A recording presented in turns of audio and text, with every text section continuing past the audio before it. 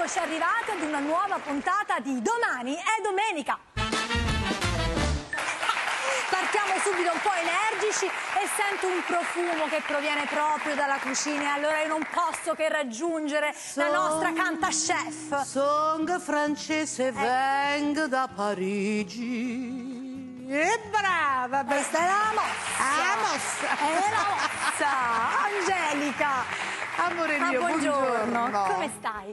Io bene, tu sei stupenda, sei bellissima. Grazie. Mi metti una simpatia e un'allegria che tu non puoi immaginare. Questo mi fa piacere, è reciproco. Grazie. E poi dai il buon umore un po' a tutti, anche le persone che ci guardano, perché ogni volta dai delle ricette meravigliose. Beh, io do le ricette della mia famiglia, di casa mia, quelle che amo cucinare per le persone che voglio bene, perché cucinare è condividere. Aspetta, lo faccio io, perché cucinare è un atto d'amore, come direbbe proprio lei, no?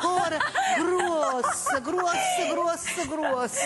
E quindi oggi che cosa ci cucina, oggi vi cucino un piatto francese che parte dai castelli della Loira e arriva in Campania. Dici allora, come lo facciamo? Intanto parliamo della patata che serve per fare il gâteau di patate. La patata rossa. Okay. Mettiamo in pentola le patate con molto sale, perché così la pellicina subito si toglie, e lasciamo sobbollire con un bel coperchio. Io naturalmente le ho già preparate e ve le ho messe qui. Le mantengo al caldo perché un altro trucco importante è di schiacciarle calde. Il classico ripieno è con provola, salame, burro, uova, noce moscata. Non vi dimenticate della noce moscata perché è una spezia che vi profuma la casa e vi dà anche una grande carica emotiva. Ah, vedi.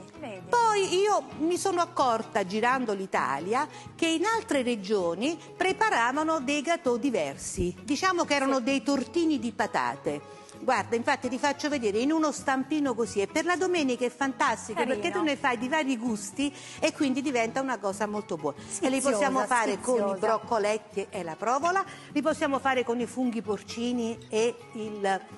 come si chiama adesso? Gorgonzola e così via. Ma andiamo subito alla preparazione, se no perdiamo troppo tempo. Vai.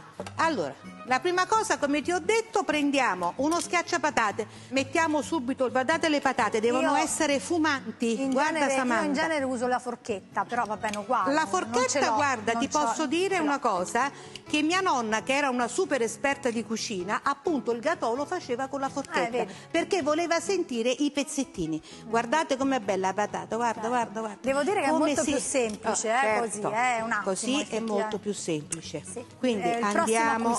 Prossimo acquisto. Andiamo a schiacciare la patata. Ecco qua. E la prima cosa che mettiamo? Mettiamo il burro. Perché il burro serve subito a dare quel sapore particolare che serve per il gâteau. Quindi burro, facciamo sciogliere la patata bella calda, guarda come viene bello. E adesso aggiungiamo burro e subito il formaggio. Per il gâteau ci vuole tantissimo formaggio grattugiato, è importantissima questa cosa. Aggiungiamo le uova, ecco qua. Quante uova mettiamo? Dipende da quanto ne facciamo. Per 1 chilo di patate 5, in questo caso io ne ho fatto un pochino in meno, quindi 2. mettiamo il sale e il pepe, eccoci qui. Perfetto. E andiamo, come dico io, di mano. Perché braccio e mano, scusatemi, ma la cucina ha bisogno di manualità. Esatto. Eccoci qua. Guarda che spettacolo. Quindi fatti questi sapori, non deve venire incordato, vi raccomando. Quindi la patata bella morbida, aggiungiamo un po' di salame. Certo. Ecco.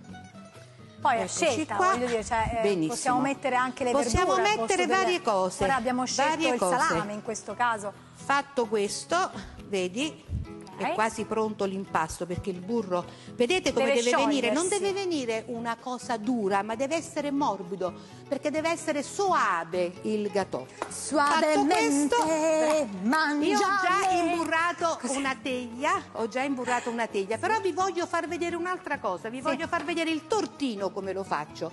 Allora, come vi ho detto, è carino. ho imburrato, messo il pane grattugiato, mettiamo l'impasto e in questo caso ci vado a mettere un po' di funghi porcini.